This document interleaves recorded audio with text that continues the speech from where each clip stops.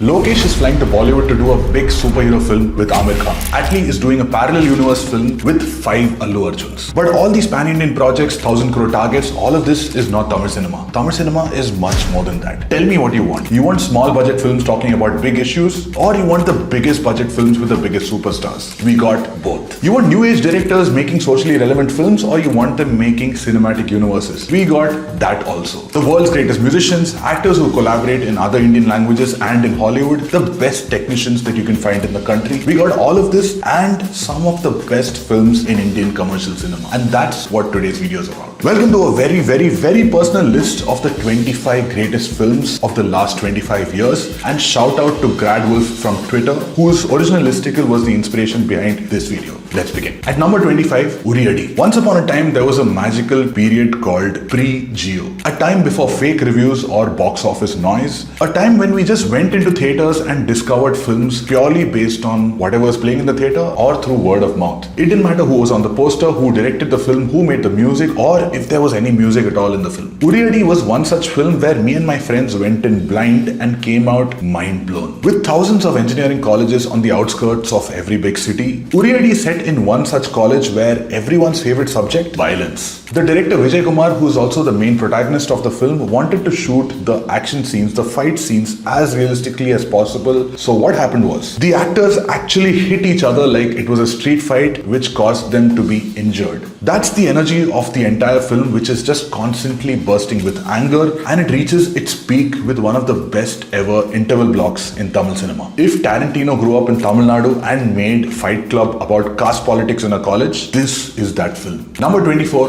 Karnan. Last week I was sad that my favorite pizza place closed down on Zomato, but then I realized these people didn't even have a bus stop. But the problem is that these people were not just characters, and this is not just a story. Karnan is based on one of the many harsh realities that exist outside of our view, people who are sitting in the city with privilege. I'm not saying that all movies rooted in reality or which are about important subjects should all be celebrated. No. But if a filmmaker uses birds and pigs and even a donkey as a metaphor to make you burst with emotion from inside, that is cinema. A lot of people may feel that Mari Selvaraj's first film, Pariyerum Perumal, is a far more superior film than Karnan, but on a personal level, the way this film is crafted, I didn't feel like I was watching Dhanush destroy a bus. I felt like I was watching myself. Even though I have a life that is 1,000 times more privileged than this character. We definitely need films that entertain us, films that can make us laugh, can make us cry, but films that make us feel angry and feel empathy towards another person, these films are really special. At number 23, Kadasi Vivasai. Most films belong in theaters, but some films belong in temples. Manikandan is one of our finest filmmaking talents who's made satires, thrillers, comedies, but the peak of his filmmaking career is this simple and surprisingly funny film, a moving drama about a farmer, the last remaining farmer in a village, and Vijay Sethupathi as someone who the world thinks is a madman, but he might just be the only sane person in a world that has gone mad. If you like classic anime films like the ones that Studio Ghibli makes, this is a film that you love with all your heart. If you're going through a tough time or dealing with a lot of stress, just put this on, and by the end, you'll be feeling lighter, more hopeful, and more optimistic about your own life. Number 22, Aruvi. Is this a comedy, a drama, a thriller, a satire, a coming-of-age film? Aruvi is all of this, and still, you won't be able to define what this film exactly is. An actress who we've never seen before, a director who's never made a film before, a plotline that nobody can even think of. When Aruvi released in the theaters, I remember one single emotion from the audience to the critics to the producers, distributors, and the entire world. Shock. It's one of those films that make you go,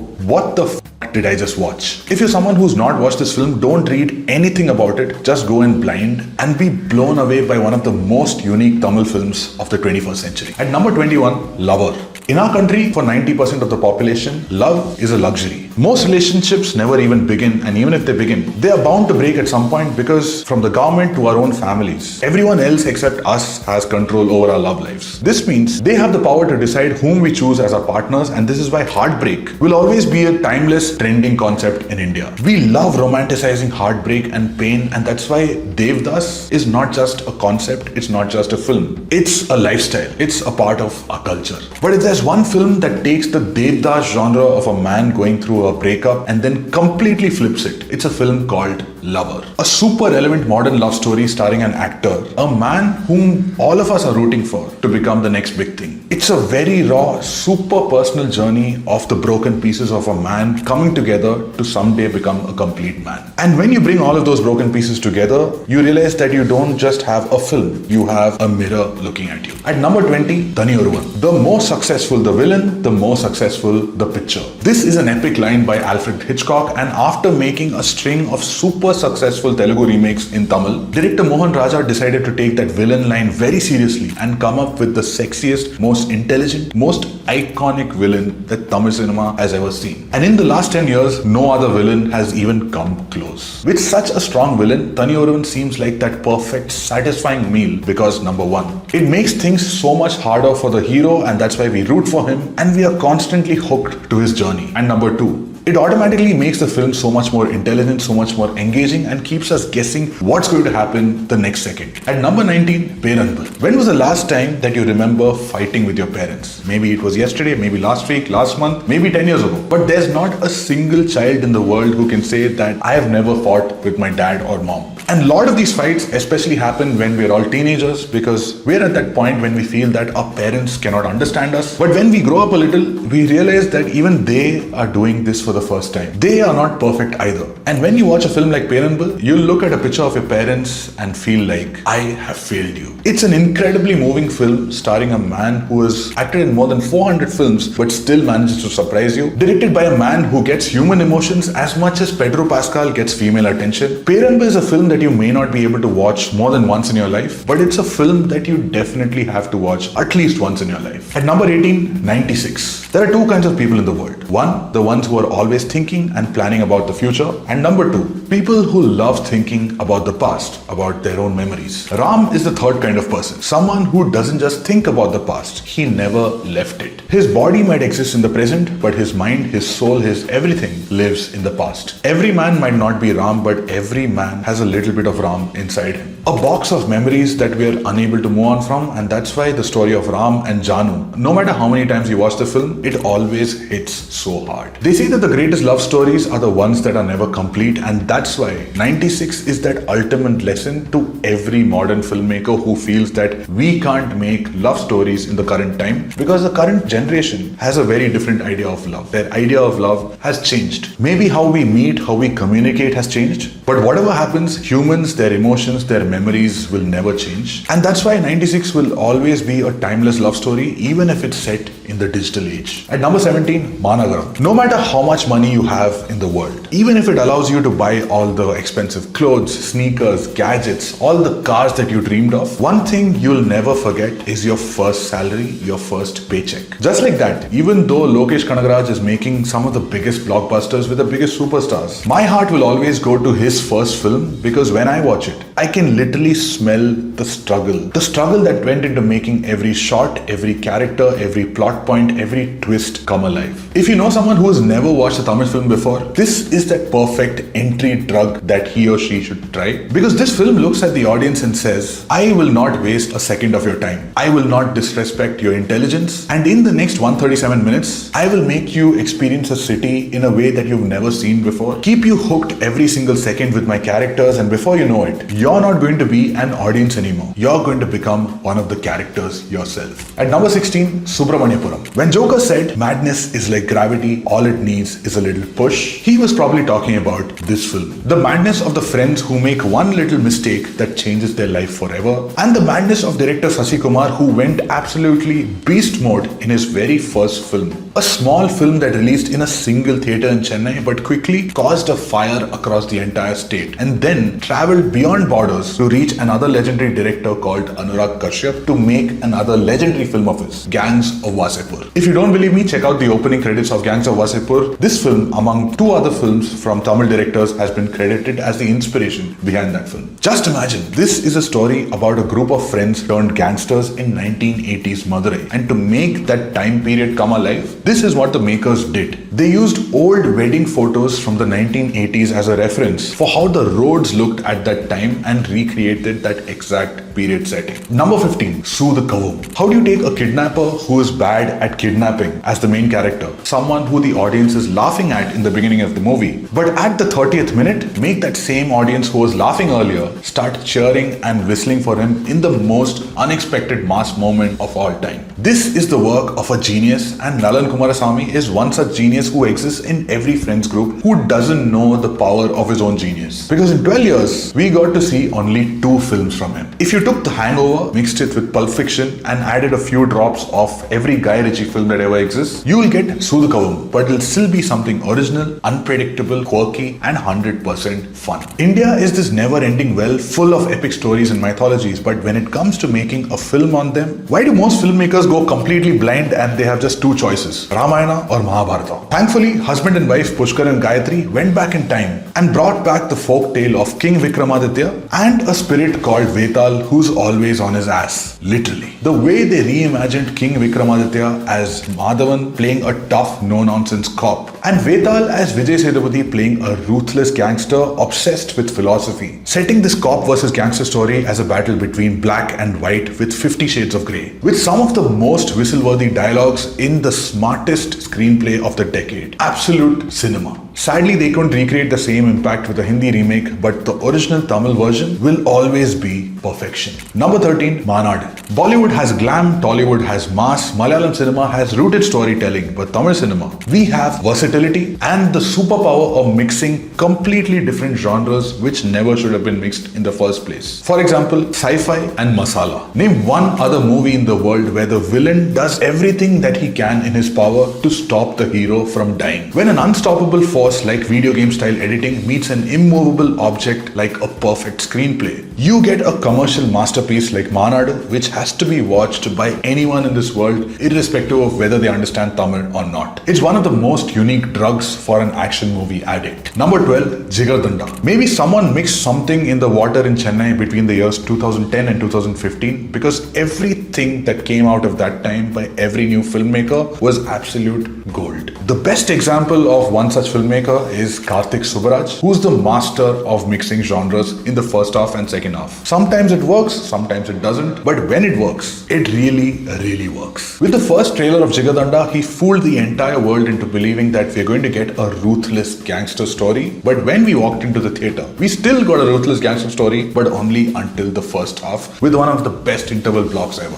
But after that, he just went surprise and completely shifted the film into a new zone. And if his godfather Quentin Tarantino would have watched it, he would have come and kissed his feet. Tarantino fans know that reference. Number 11, number 10 and number 9 have one man in common. One man who's played the most relatable characters and the most unrelatable characters in film history. In VIP, he plays a boy next door with daddy issues. In Pudupeta, he plays a boy who becomes a gangster because of the circumstances around him. And in Adukalam, he plays a rooster fighter who gets betrayed by his own guru. If you want to understand the range of an actor in Tamil cinema, this is that perfect Dhanush starter pack with films that are so different from each other, but all of them are absolutely bangers. At number 8, 7G Rainbow Colony. Boys, let's admit it, all of us have been toxic in our own ways when we are teenagers or young adults. We watched toxic things, said toxic stuff, looked at women the wrong way, behaved in ways that will make us cringe today, and made so many mistakes. But we don't like to talk about it. At the same time, 21 years ago, one man had the balls to take one page out of his own life and show it in the rarest form possible on the big screen. Watch this and tell me if you can find a love story that's more haunting, more real, more honest than this one. And number 7, Sarpata Parami. When you try thinking of Indian boxing films and this shows up in your memories, it's time to hit that delete button. And that delete button, that refresh button is Sarpata Parami. If you take the wide world and politics of Game of Thrones, remove the sex, the nudity and the ultra violence and set it in 1970s North Madras with the backdrop of boxing, you get one of the best Indian sports dramas ever made. From the writing to the music to the sound effects to the production design to the camera work to the performances to every single character like Dancing Rose, every single department cooked, and head chef Ranjit deserves a Michelin star for 5-star filmmaking. Number 6, Shivaji the Boss. Back in the mid-2000s, this film was announced with a single poster in the newspaper and we had absolutely no idea what this film was about. We just knew Shankar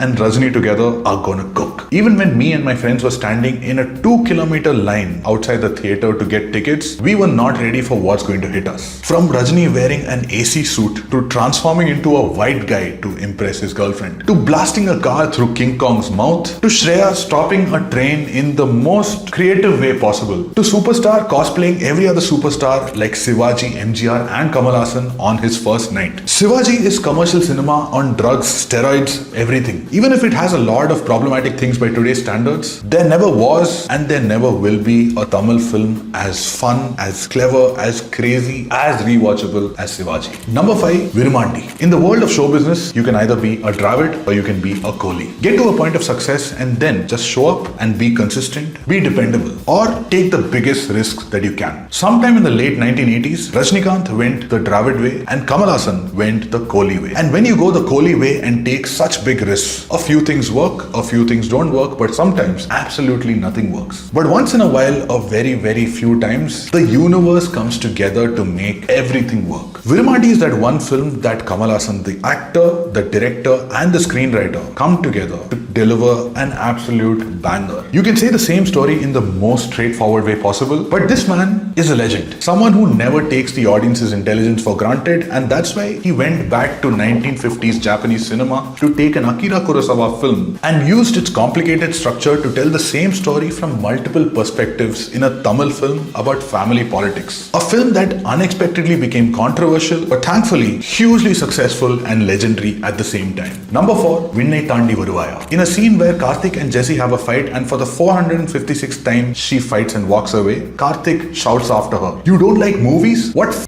logic is that?" Most relatable moment ever. Apart from the man who's responsible for the number 2 film on this list, Gautam Menon is another filmmaker who's responsible for men having unrealistic fantasies about their own love lives. Like the prettiest girl you've ever seen moving into the first floor of your own house, or IRCTC letting a guy and a girl sit next to each other on the same train. But that's why cinema exists, for good-looking people to live out the fantasies that you'll never get to experience in your own life. Vinnai Thandi Varuvaya is one such fantasy with insane chemistry between Simbu and Trisha. One of the most perfect albums by A.R. Rahman, which is hummed even today. Dialogues that we quote even after 15 years of the release of the film, and surprisingly, a lot of humor and light moments in an otherwise extremely intense film. Maybe for all of these reasons, this is one film that's still playing in a Chennai theatre even today. At number 3, Chennai 600028. 1721. The game of cricket is played for the first time in India. 262 years later, for the first time ever, India wins the Cricket World Cup in 1983. Since then, we got heroes like Kapil Dev, Sachin Tendulkar, Dravid, Ganguly, Dhoni and Kohli. And millions of kids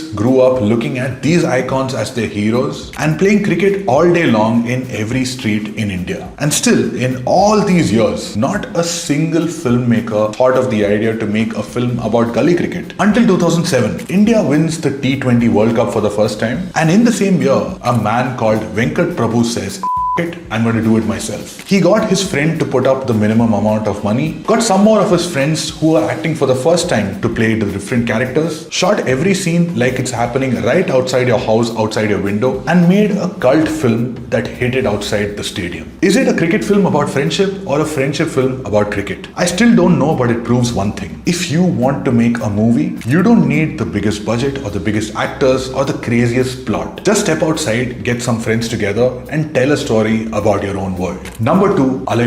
When someone breaks up with you, you spend the next days, weeks, or even months just hating that person. But after some time passes, you process. You heal, you understand, you forgive, and you remember the good times. All the memories that you made with that person that made you the person that you are today. This year, Mani Ratnam broke my heart. Let's not talk about why, but it's okay. The man has done so much for cinema. He's given so many unforgettable characters, so many moments, new perspectives, music. And if you take all of this and take every element to its peak, you get a classic like Allay.